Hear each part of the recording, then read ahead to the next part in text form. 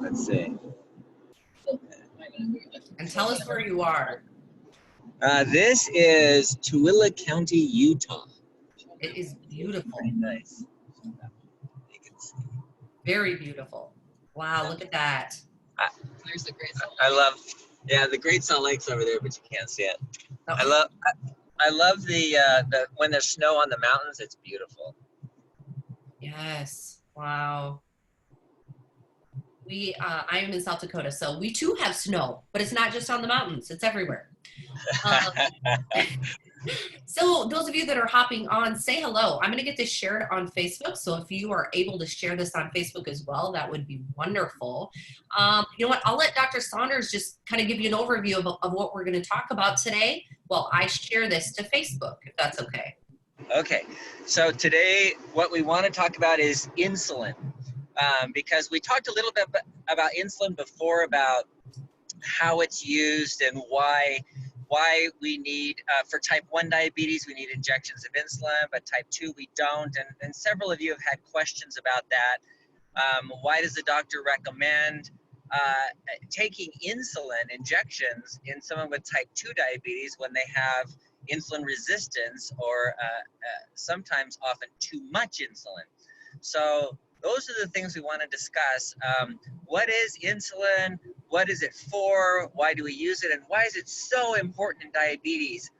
Because one of the things that we want to know or learn, if you have type 2, you want to know what your insulin level is. In fact, if you have type 1, you want to know what your insulin level is, because that gives you a lot of information on what you should be doing. Awesome. Great. Okay, so I can see that we have a lot of people joining, which is wonderful. Go ahead and say hello, everyone. Let's see, I'm going to open up our chat. Guys, if you have questions for Dr. Saunders, this is a great time to ask. So go ahead and you can type those in the chat, or there is a Q&A section that you would be able to see on Zoom if you've registered for this webinar and you're a part of that. Go ahead and type those there. Those of you joining on Facebook, you can post your comments on Facebook as well. I'm going to try to read those kind of throughout this webinar, and then also the ones that we have on Zoom. If you have not registered for this webinar, be sure to go to bartonwebinar.com. That is where you will find information about our past webinars. You'll see a link to our YouTube channel. And you can sign up to get reminders for this. Now, we do this webinar every Tuesday at 10 a.m. Central. It has been wildly popular. We're getting lots of comments and emails and feedback.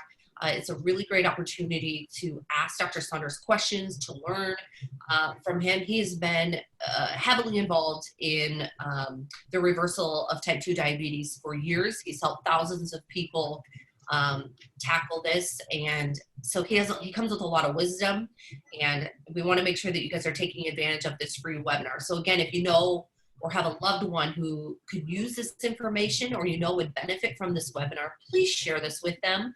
You can send them to bartonwebinar.com or go to the Facebook page. It's Barton Publishing Natural Health Reports, and share this video to your personal timeline, okay? That would be wonderful. That helps us to get the word out and get some more people healthy, which is our goal, right? We want to give them health. We all deserve health. So let's see, we've got some people hopping on Facebook as well. I'm gonna share this. Oops, there we go. If you're joining on Facebook, say hello. More people healthy, which is our goal, right? We want to give them health. We all deserve health. Too loud. I gotta turn myself off. There we go. Say hi on Facebook. We have quite a few of you there, quite a few participating on the actual webinar page here. I think we do have a question that I'm going to go ahead and get us started with, if that's all right. Skip, hello. Oh, we've got our friends on. Skip is back. How are you? Matt is here again. Patrick. These are our people. Grace is on. Janice, hello from Colorado. Joe Barton, y'all, is in the house. You all know Joe. Yeah. Where is Joe? No, I'm just kidding. Joe is the owner and founder of Barton Publishing. So he is here. You often will see him on these webinars. He's just not able to be on right now. He's been traveling. So Skip has a question. Let's read this from Skip. If bypass stomach surgery eliminates diabetes, if bypass stomach surgery eliminates diabetes, has a before and after study been of the blood to see what has changed? Maybe a blood study to see what has changed? Well, type 2 is a problem of too much. So there's too much calories, too much insulin, too much sugar, too much fat. The liver gets fatty because there's too much energy in the liver. The cells are taking in so much energy, they store it as much glycogen as they can, and then they shut off all the insulin receptors. And when there's too much, the only treatment for that is to stop, is to get rid of it. So when they do that stomach bypass surgery, what they're doing is cutting the stomach into like 50 cc's. It's like this tiny little stomach now that you can only eat a half a cup meal, and that's all you get. And so why does it cure type 2 diabetes, bypass surgery? Well, because you're getting less of everything. You're taking in less, first of all, because your stomach's so small. And then second of all, you're absorbing less because they've bypassed part of your intestines, so you can't absorb as much. So because of that, it cures the diabetes. In other words, all of your numbers are going to improve. The insulin is going to improve, the sugar is going to improve, the hemoglobin A1C is going to get better. All of the numbers that are measured for diabetes are going to improve just because you are no longer taking in so much. I had a woman who came into my office for a pre-operative physical for her stomach bypass surgery. And she was clearly 100 pounds overweight, and more than that, closer to 150 pounds overweight. She had been overweight most of her life. She needed this bypass surgery. So we discussed it, and I talked to her about how her stomach was only going to be 50 cc's, so she could only have half a cup at every meal. And then she wasn't going to absorb as much, and she had the possible complications of getting diarrhea, malabsorption, and then, later on having deficiencies and all of that. She goes, well, gosh, why am I going to have them staple my stomach closed only 50 cc? Why don't I just start eating 50 cc meals? And I'm like, well, that's an option. You could actually do that. And she did. And so 6 months later, she came back, and she was pretty close. She was like 20 pounds overweight. She'd lost over 100 pounds. And I said, how did you do that? And she said, if I would have to eat meals anyway, I might as well just eat small meals and not have the surgery. And she did, and it worked all of them. Her normal. She did not have any biochemical measure at all. I hope that answers Skip's question, because that is such a good question. Yes, that is awesome. We're starting to cut out a little bit there at the end, so Right there's a bad spot. let's see. Oh, it's a bad spot right there. So you're frozen. I can hear you, but that's okay. We're good. That was awesome. I think we have another question. Let's go ahead and answer this question here as well. This one is from Patrick. Do sugar substitutes spike insulin like normal sugars at the same level? Okay, the answer is no, because not for everybody. Some people have more of a response to the taste of sweet, and because there are taste buds in your intestines that tell your body to make more insulin. And some people make more insulin than others, and some people will definitely be affected by foods, whereas other people will not. Okay. So it's an individual thing. You can test that. You can test that by eating artificial sweeteners and seeing if your insulin goes up. You can do like a glucose tolerance test with artificial sweeteners and see if that works. That's a possibility. Okay. Awesome.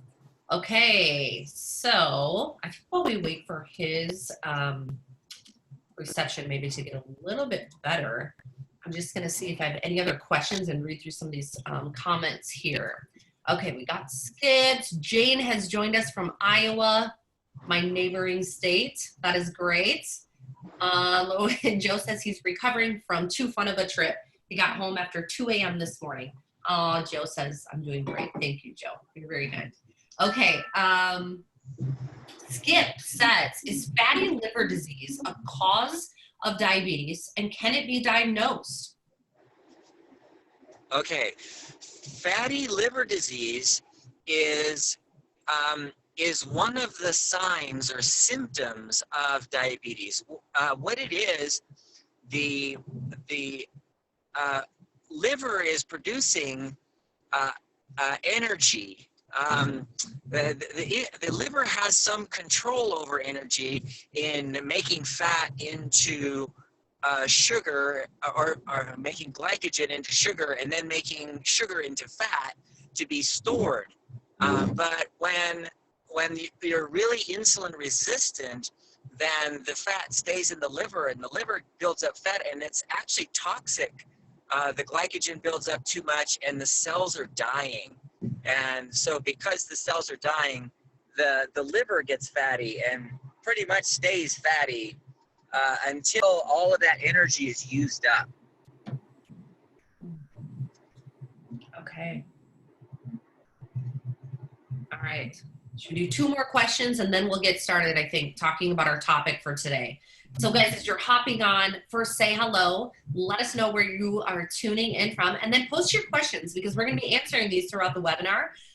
We love to answer these questions live, and it's a really good opportunity for you guys to talk with Dr. Saunders. So let's see here.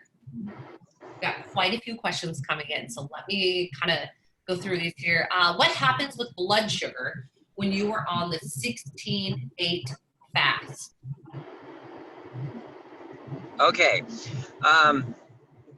Every time your stomach's empty, then your body needs to start using sugar that you've stored.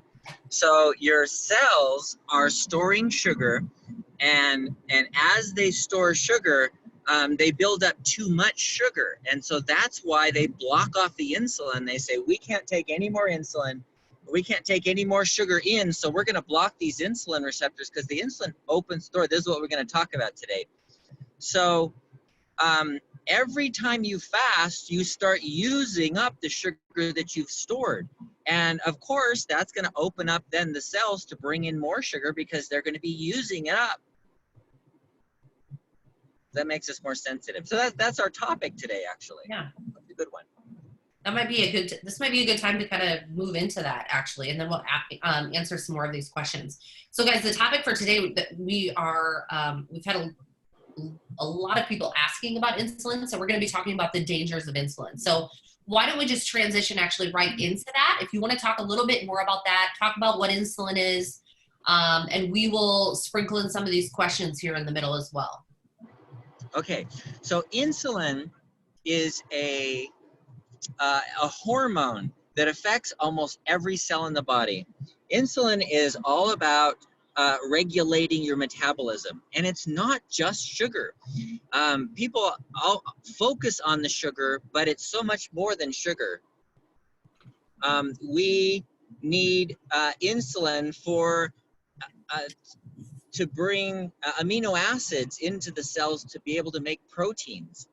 So proteins come from amino acids, and insulin is what tells the cells to bring amino acids in so that they can make proteins. So people who didn't have insulin, if you think of type 1 diabetes back in before the 1920s, people who didn't have insulin, they had diabetes, and they could eat as much as they wanted, and they would starve to death. They would literally starve to death. They would get skinnier and skinnier and skinnier until they died. They couldn't make proteins. They couldn't make muscles, even if they ate a whole bunch of protein, because insulin is what tells them to bring it into the cells. And then Insulin also tells them to bring sugar into the cells for more energy, and they couldn't make energy. So they're using up their protein for energy because they don't have insulin to use sugar for energy, and they're using up their fat for energy, and then they waste away.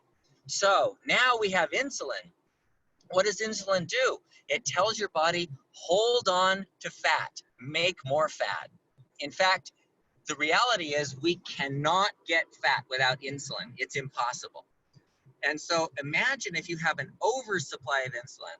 You know, you see two people sitting right next together, and they're living together, they're eating the exact same food. One of them's gaining weight, one's losing weight. And they go, what the heck? You know, we're eating the same thing. Why am I gaining weight? And you're losing weight. And the answer is hormones, and primarily insulin. Insulin tells your body, make more fat, hold on to fat. It also tells your body, make more protein. Hold on to protein, make more protein. And then it also tells your body, burn sugar and not fat. So imagine if you have too much insulin, what's going to happen? Well, you're going to get fat. You're going to build muscle. You actually do. It's a growth hormone. In fact, one of the reasons that people are larger today is because we're more well nourished, because we have more insulin. So since we eat regularly, we eat meals, 3 meals a day. In the past, most people didn't have 3 meals a day, or they would intermittently have 3 meals a day, and then they might get 1 meal a day, and then they might go a long time without any meals. So people are larger, they're taller than they were in the past. And also, like, girls go through puberty faster. They start getting their menstrual cycles earlier than even one generation ago. And a lot of that has to do with this hormone, insulin. So imagine what's happening as you're growing, because it's a growth hormone. You're growing fatter and fatter, because if you're not going to grow taller, then you're going to grow bigger in other ways, and that's what it does. And then it also causes your cells to fill up with sugar and doesn't allow you to burn fat for energy. So people are swimming in energy. They have tons of sugar, tons of fat, tons of protein, and they can only use the sugar. They can't use anything else. So high insulin prevents you from using fat for energy. So you got all this fat on your body and you can't use it at all. It's not even useful for energy. You can't use it. So what happens? You get craving.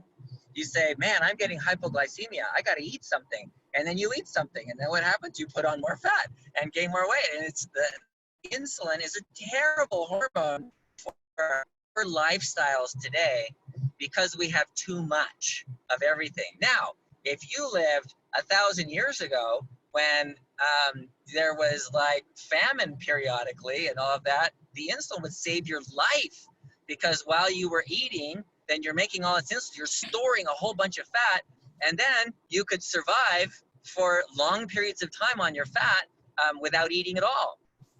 And so for throughout history, insulin was the most wonderful hormone you could ever have. And now, because food and everything is so abundant, it's the worst. So if you have type 2 and have too much insulin, what do you think the doctor's going to recommend when your blood sugar gets high? More insulin, right? Because the blood sugar is high, and insulin brings the blood sugar down. But what effect is that going to have on your body? Well, it's going to have the same effect. You're going to gain more weight. You're going to have more problems with the insulin resistance. You're going to get more fatty liver disease, more fatty liver problems. So all of that, all of the complications, the Alzheimer's disease, the kidney failure, going on dialysis, the neuropathy that causes infections and amputations of your feet and legs, all of those happen because of insulin resistance, not because the blood sugar is too high. Well, ultimately because the blood sugar is too high, but then the insulin goes up, but the Oh, I lost you. So the insulin cause of the problem. So adding more insulin actually makes your problem worse. That's where the toxicity of insulin, that's what we're talking about. The dangers of insulin are that the complications, even though your blood sugar gets lower, the complication rate goes up. And multiple studies have shown that. There was a large study done in England called the UKPDS, United Kingdom Diabetes Study. And it looked at the complications, and the complication rate for those taking medications that increased insulin or insulin was 12% higher, worse than the people who had high blood sugars and high hemoglobin A1Cs and they had no treatment at all. Wow. Or were controlled. Wow. So, isn't that amazing? Yes. So let's talk a little bit about, we do have some questions, and guys keep asking questions, but let's talk about how the Diabetes Solution Kit plays into this. Okay. So the question that we had earlier about the stomach stapling procedure is all about eating less. And so the Diabetes Solution Kit is, let's get off of all the carbohydrates and start burning fat, start using fat for energy. The idea is not that you get to overeat and live on pork rinds and bacon and sausage and butter and coconut oil. The idea really is to take out almost all of the carbohydrates so that you can start using them. So all that stored sugar that you have in your body needs to be used. So the diabetes allows you to start using that, and it's very successful and very useful. And that way you don't have to have your stomach stapled. You don't have to eat small meals or fast, which you could actually do too. That would work too. It's not that there's only one way to do it. It's that when we're publishing a book and we're looking at what are most people going to be able to do, what are most people going to be able to live with and manage this and still get better and still improve their diabetes. And the thing that came out most was if we could cut out the carbohydrates so that the cells can start using them, then it was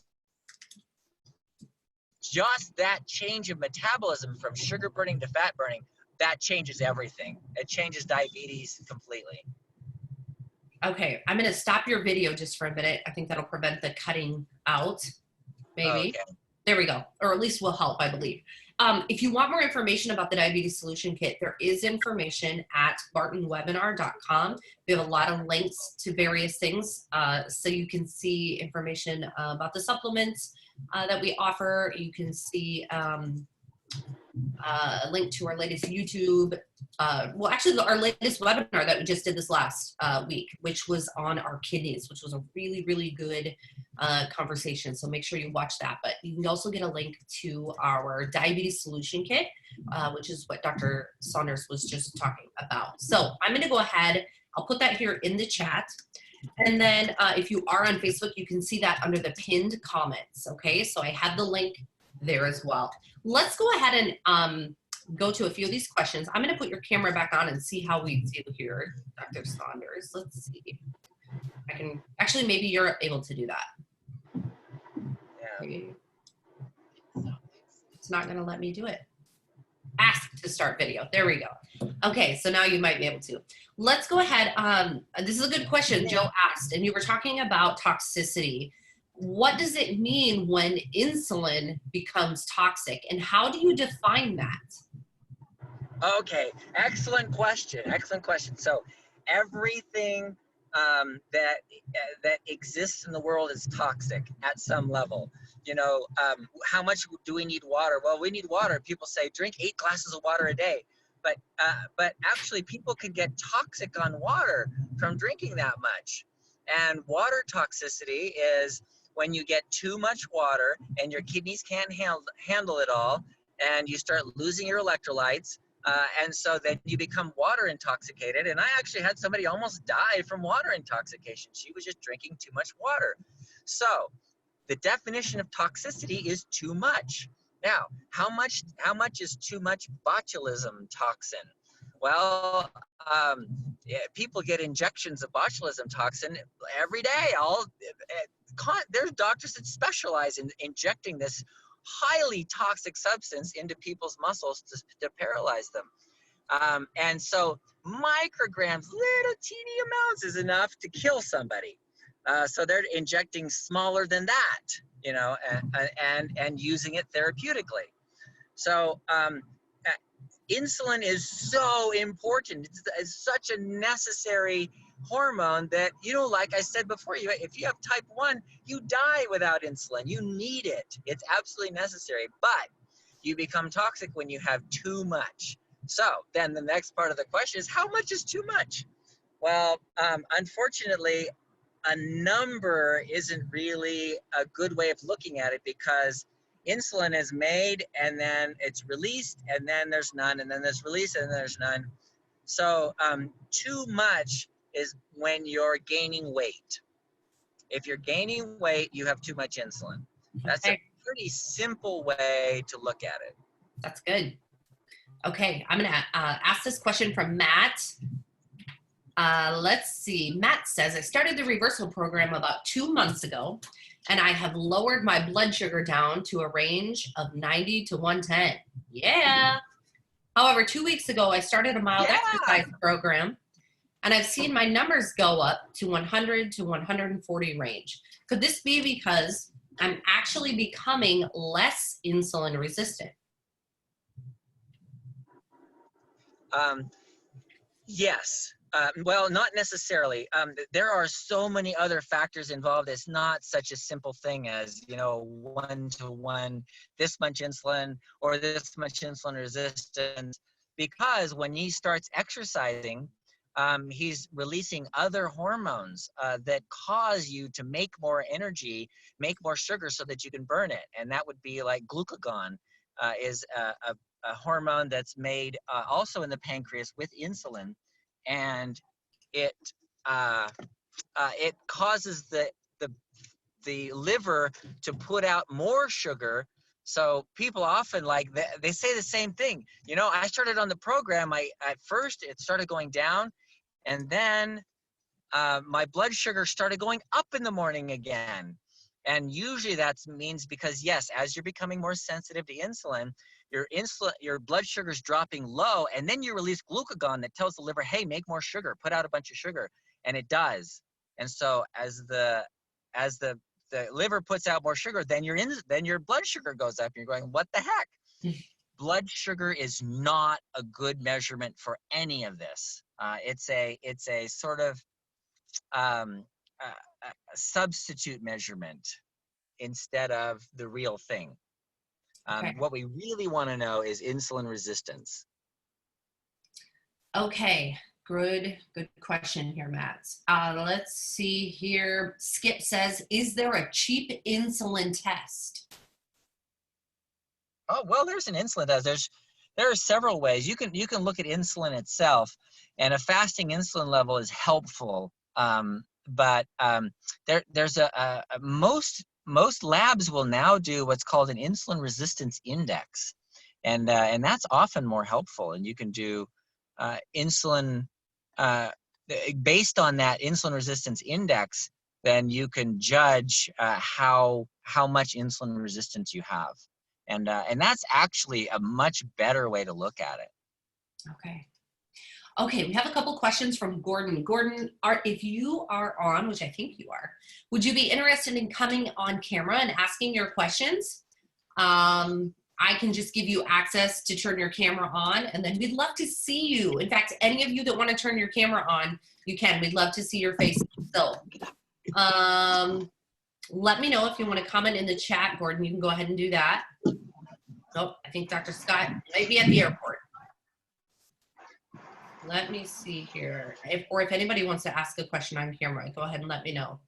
I'm going to go ahead and ask his first question here. It says, I'm in phase 1. I've been on about 20 grams of carbs a day, and I've lost 20 pounds. My doctor has doubled my metformin. Some mornings, oh, here's the rest. I'm a little low on energy. I'm wondering how to convince my doctor diet will work and the metformin is counterproductive. Oh, that's an excellent question.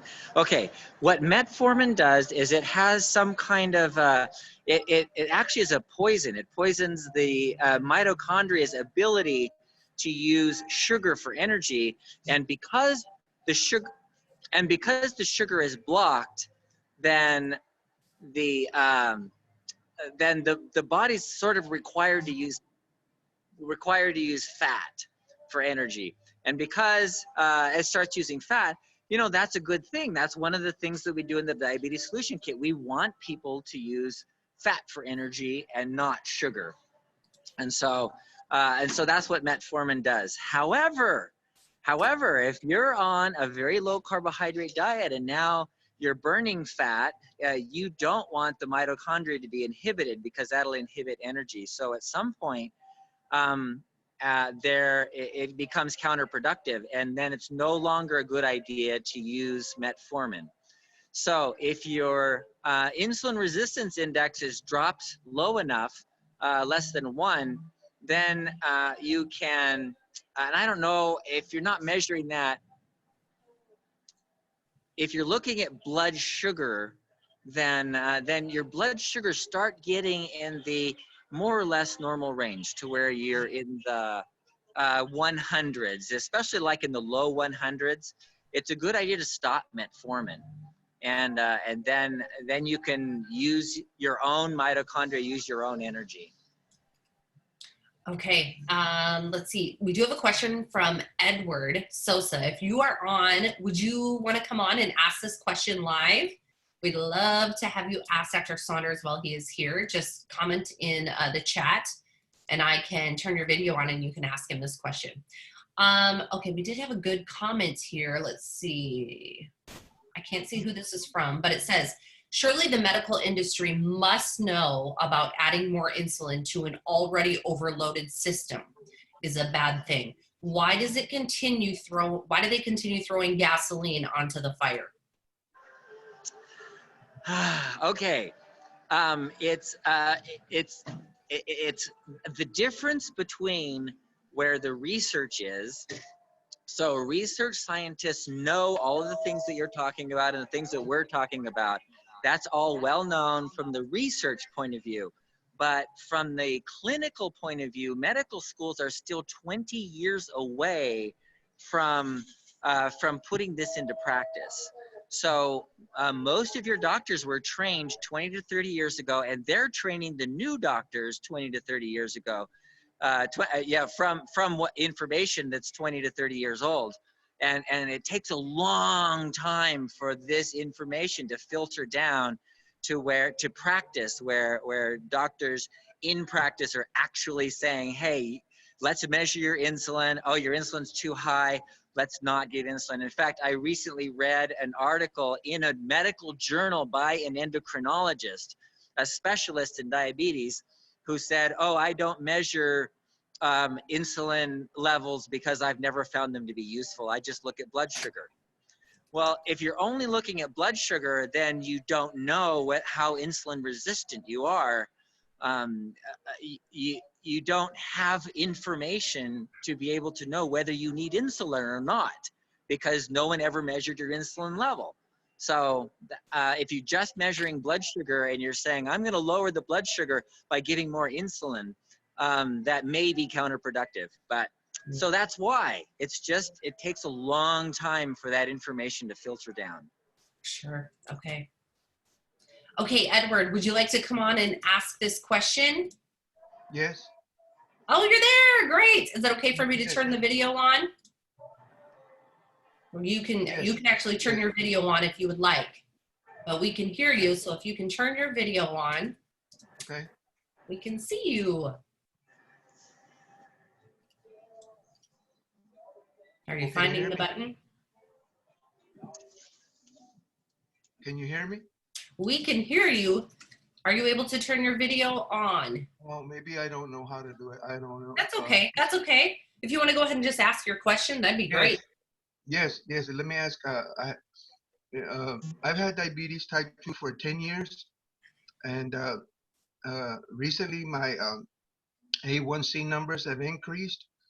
My last two numbers were 7.4 and 7.6, the last one, and my doctor prescribed metformin, and I haven't started taking them.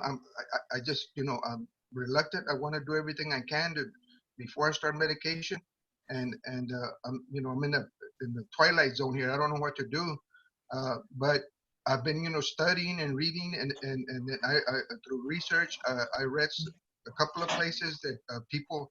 I'm a senior citizen. I'm 69, and I've read through research that seniors can have their A1C may be a little higher, between 7.5 and 8.5, and mine was 7.6. So my question is, should I start metformin? Am I in big danger at 7.6, or should I continue to do what I've been doing for 10 years, which is trying to watch what I eat, I walk 2 miles twice a week, 2 to 3 times a week if I can, and I do a little exercise on the yard, and try to watch what I eat, and I take several supplements to try to help me. And my blood sugar glucose has been the highest. It's never been this high, but it's in the 170s range. So what should I do? Should I take metformin, or should I continue to do what I'm doing? And am I in danger at 7.6 A1C? That's my question. Okay, that's a great question. Okay, so the hemoglobin A1C is an average. So you're looking at what is your average blood sugar over a period of about 3 months or so. So the hemoglobin holds on to sugar molecules, and the higher your sugar is, the higher your hemoglobin A1C is going to be. So a normal hemoglobin A1C is around 5. So between 4.5 and 5.5, that's normal. Over 5.7, we call pre-diabetes, and over 6.3, we call diabetes. So we can now diagnose diabetes based on the hemoglobin A1C. So if you're in the 7s, you definitely have diabetes, and you're in danger, because that's an indication that you may have insulin resistance, which leads to the kidney problems and brain problems and neuropathies and heart problems also. And one of the things we didn't talk about with the insulin is a hormone that dilates your blood vessels and allows your blood to flow really well. And when you become resistant to insulin, you get hypertension. Your blood pressure goes up. And when the blood pressure goes up, then you have other issues to deal with, still the brain problems, neuropathy, the heart disease, and all of that. So the other part is that you don't get good circulation. So the nerves are dying for 2 reasons. One is they can't get enough energy. 2 is they're not getting enough blood flow. And that's why the feet, because they're the farthest away from the heart, have the most problems. So just because your hemoglobin A1C is in an acceptable range doesn't mean that you're not out of danger. Doesn't mean that you're out of danger. You're not in danger. The important thing is what's your insulin resistance. And if your hemoglobin A1C goes down, that's an indicator that you can burn fat and that your insulin resistance is lower. So it's a good idea to bring that hemoglobin A1C down to the 5 point something range, below 6. And then that would indicate that you're using fat for energy, that you're able to function better and have less insulin resistance. So the answer to the question, should you use metformin? Metformin can be helpful at the beginning, but what I would do if I were you is I would do the phase 1 of the program of the diabetes solution kit. And if you do that phase 1 until your hemoglobin A1C is in the 5, below 6 range, then you'll be amazed at how you have more energy, and keep exercising. That's great too. Keep exercising. And then you won't need metformin, and you'll be able to prevent all of the complications of diabetes. Great. Thank you. Thank you. Thank you. Okay. We're going to have just a couple more questions, you guys, and then we're going to wrap it up. If any of you are interested in staying on at the end and kind of giving us your testimonial, if you haven't already done that, with your video on, we will gift you 3 supplements for free. So it's a really good time to do that, guys. If you're interested in coming on camera and sharing with us a testimonial about using our products or the diabetes solution kit. So think about that and let us know. You can go ahead and comment in the chat if you want to do that. And then also, if you want to ask your question live to Dr. Saunders here within the next few minutes, let me know as well. We do have a question from Janice. Janice, if you are on, would you like to hop on and ask your question live to Dr. Saunders? I'm going to see if I can find you on here. Let's see.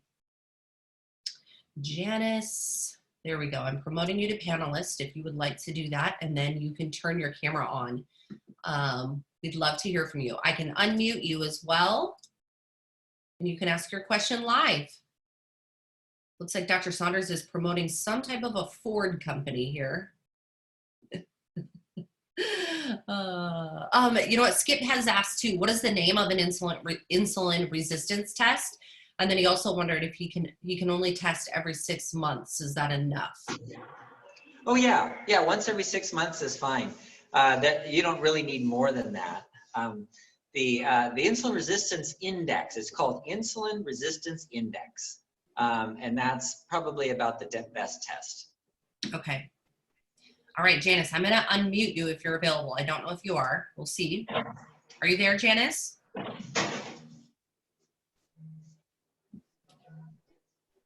Okay, I don't think she's available right now, so I'm going to ask her question. Let's see, I've recently started struggling with high blood pressure. Can this be connected to diabetes? And if so, which causes which? Oh, that's a beautiful question, because that plays right into what we're talking about today. It's insulin. When you become resistant to insulin, that causes part of the problem. So we used to call it metabolic syndrome. And metabolic syndrome is when you have truncal obesity, that's around the waist, a lot of fat around the waist, or like a big belly, and high blood pressure and high cholesterol. That's all called metabolic syndrome. But the metabolic syndrome is only a marker of insulin resistance. All of those issues become a problem with insulin resistance. And I just explained the reason why. Insulin dilates the small blood vessels, the arterioles, to allow more blood flow into tissues. And when we become insulin resistant, then the blood vessels constrict and get smaller and don't allow blood flow to the tissues very well. And when the blood vessels are constricted, the blood pressure goes up. So number one, you're not getting enough blood flow to especially nerves and your peripheral, like your hands and your feet. That's part of it. But the other part is your blood pressure goes up all over your body. So you still have all the complications from high blood pressure just because you're insulin resistant. So yes, the number one is the insulin resistance. That causes the high blood sugar, not the other way around. Okay. Any other questions that you guys have for Dr. Saunders? Let us know. And then again, I also did post in the comments too, if you guys want to hop on. Those of you that are watching on Zoom, so you've registered for the webinar at bartonwebinar.com, you're watching it there, you're able to hop on camera and ask questions. Not able to really do that on Facebook right now just because we're using 2 separate platforms, but let us know if you want to do that. You can go ahead and comment in the chat. We do have we have a question from Connie on Facebook. Let's see here. 1 second. Okay. How to save your eyes with diabetes. So that would actually be a good topic to talk about, but maybe you want to chat a little bit about that. Okay, so excellent question. And that goes right back to the same thing we just talked about, how insulin makes your blood vessels dilate and allows better blood flow into your tissues. And that includes your eyeballs. So having more blood flow or better blood flow into your eyes helps your retinas to function better. And so you lose the ability to see when you're not getting good blood flow. The eyes are exquisitely sensitive to blood flow. If you don't have enough energy in those cells, you're going to notice it before any other cell. Before people pass out and faint, they black out first. Their eyes go black, or they get this closing in on their vision, because the vision changes before the brain even recognizes that there's a problem. So because they're so sensitive to blood flow, over time, you just get decreased less and less and less energy in those cells. And that is due to insulin resistance. Wow. Okay. Okay, I think that's it for today, you guys. Oh, I misspoke. We have one more question, and then we'll be done. Okay, one more question. This is coming from Jim. I was diagnosed and have been on metformin for 15 years. I am now down 60 pounds since then, but my A1C is about 8. Goes back and forth between 7 and 8. After learning about insulin levels, I had an insulin test that was 7.5. That's not high according to the range on the lab result. Can you elaborate? Yes. Okay. Fasting insulin of 7.5 is just fine. It should be right around 5, but between 3 and 7 is well within the optimal range. So your insulin level is not bad at all. But the fact that the blood sugar is going up with that much insulin indicates that you are still insulin resistant. And so you can continue the metformin, but you want to get the average blood sugar down even further to get the hemoglobin A1C into the below 6 range. So 5 point something would be optimal. So it's your insulin level is good, but that's really important with the insulin resistance index, is because you can have a good insulin level, but if your blood sugar levels are high with a normal insulin level, that means your pancreas may not be working very well and you still have insulin resistance. Okay. Okay, you guys, wonderful. Lots of good questions. We love answering these questions, and that's kind of Doctor's specialty. I swear, you can just put him on the spot and ask him questions and he just knows. It's like he studies all day or something. We really appreciate you, Dr. Saunders, being on here once again. Guys, make sure you come back here next Tuesday. We will be having another webinar every Tuesday, 10 a.m. Central. Dr. Saunders is always here. I will be here. Joe Barton is usually here. But come prepared with questions. You can email those in early in advance if you would like. And then be ready, because we'd love to see you on camera. So if you're interested in sharing your story, your testimonial with us next week, just come prepared for that. And as always, we appreciate you guys. So share this with a friend or a loved one, and we look forward to seeing you again soon. Again, thank you, Dr. Saunders, and he's got to jump on a plane, so we better let him go. We'll see you later, guys. Bye.